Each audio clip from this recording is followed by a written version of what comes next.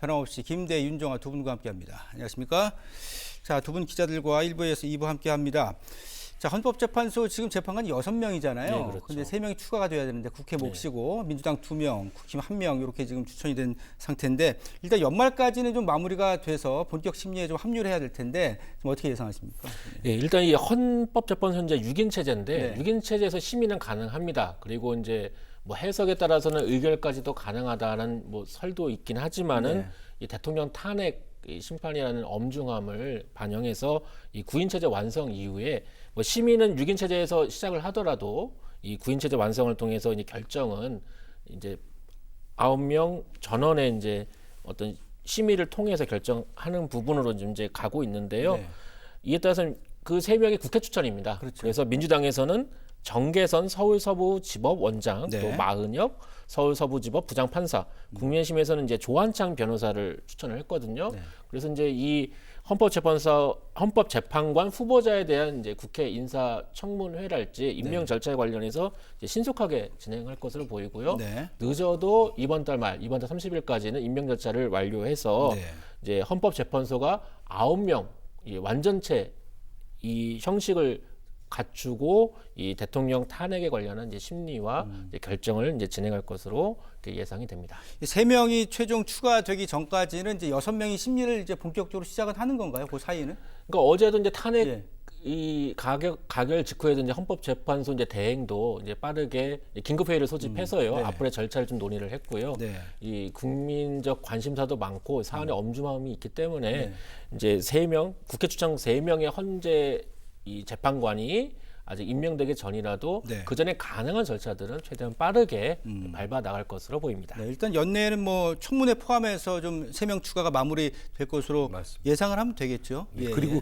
일단 취재를 해보니까 재판관들은 사건 접수 직후죠. 그러니까 어제 접수가 된 후에 이제 지금 각자 집이죠. 각자 6명이 집에서 말 그대로 이제 재택을 하면서 예. 검토를 하고 있기 때문에 사실상 그 심리 작업은 들어갔다는 생각을 할 수가 있고요. 예. 그다음에 공식적인 업무는 일단 내일부터입니다. 내일 오전 10시에 재판관 회의를 소집해서 이제 공식적인 탄핵 심판 절차는 이제 내일부터 밟게 됩니다. 예. 이번에 탄핵 심판 청구 사건 순서에 따라서 2024 헌납 8이라는 이제 사건 번호도 부여가 됐고요. 예. 여기에 명확하게 청구인은 국회, 피청구인은 대통령으로 이렇게 명시가 돼 있습니다.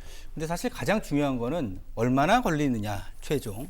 그렇죠. 인용이든 기각이든 어떻게 될지 그게 가장 모든 국민들이 이제 궁금해하는 부분인데 박근혜 대통령 때는 91일이었고 노무현 대통령 때는 한 2달 정도로 지금 알려지고 있잖아요. 네. 근데 이번에는 뭐 워낙에 내용은 복잡하지 않습니다. 게다가 그 11일 사이에 많은 증언들이 나오고 진술이 나와서 근데 윤 대통령이 적극적으로 대응하겠다고 했기 때문에 그렇죠. 어느 정도 지금 시간이 걸릴 거라고 보세요? 그 사실은 이제 최장 180일이 규정이긴 한데 이제 윤석열 대통령의 경우에는 일단 실체적 진실 공방도 있을 거예요. 이것이 이제 정당한 통치 행위라고 이제 네. 윤석열 대통령 주장을 할 것이고 예. 이제 내란 혐의가 맞는지 내란이 맞는지에 대한 법적 공방도 있을 겁니다. 이런 실체적 공방 이전에 아마 윤석열 대통령이 헌법재판소의 이 판단을 최대한 이 장기화하는 부분도 전략으로 가져갈 거예요. 네네. 왜냐하면 이재명 대표의 사법 리스크까지 고려한 그 정책 판단도 있을 거라고 보는데요. 네.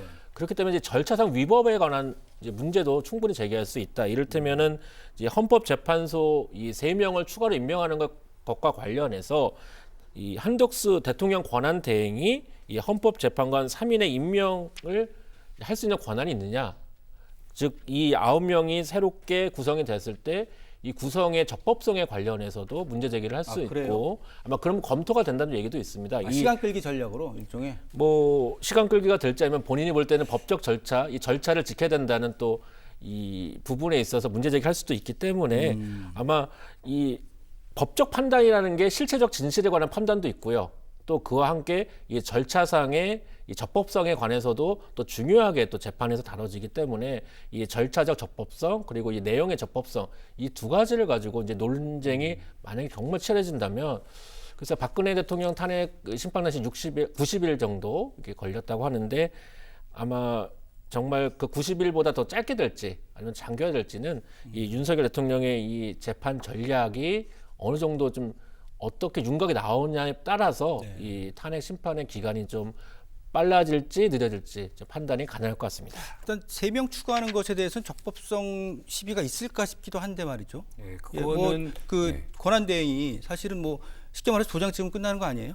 일단은 지금 현실적으로는 그렇게 된 상황인데 그것도 예. 차후 좀 지켜봐야 될 것 같고 그다음에 윤 기자가 얘기하신 것처럼 그 길어지게 만드는 요인이 또 하나가 있는데 이제 그게 헌법 제 51조 문제입니다. 아, 이게 동일사안 이제- 형사소송 그거요? 예. 맞습니다. 물론 이제 손준성 검사가 이미 앞서서 저희가 시행착오가 있긴 하지만 손준성 검사는 그때 탄핵 심판도 받고 형사 소송도 받고 있는 상황에서 형사 소송으로 인해서 이제 탄핵이 중단된 사례인데 네. 이제 손준성 검사 같은 경우에는 이제 많은 검사 중에 한 사람이기 때문에 이제 이번에 윤석열 대통령하고 다르죠 경우가. 예. 잣대는 틀리겠지만 근데 이게 또 요거 자체만으로도 또 시간을 끌 수 있는 아니면은 시간이 걸리는 문제이기 때문에 또 어쨌든 이게 변수가 굉장히 많다 그런 생각을 하고 있습니다.